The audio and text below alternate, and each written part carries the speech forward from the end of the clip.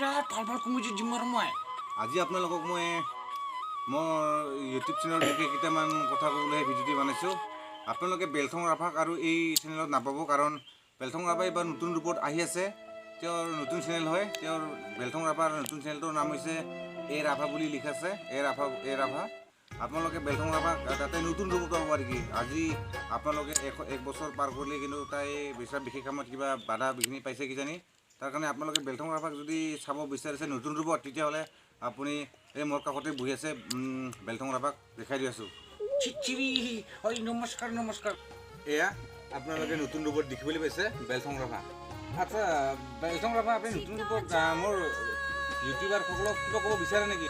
আচ্ছা, আপোনালোকে মোৰ চেনেলটো যদি বেলথং ৰাভা নতুন ৰূপত চাব খুজি একেবাৰে এ ৰাভা বুলি লিখা আছে ছাবস্ক্ৰাইব কৰিবি।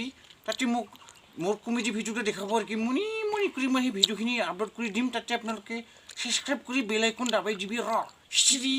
বিৰাট ভাল ভাল কমেডি দিম আৰু মই মনি কৰি আপোনালোকে খালি এই ৰাভাটো চেনেলটো ছাবস্ক্ৰাইব কৰিবি।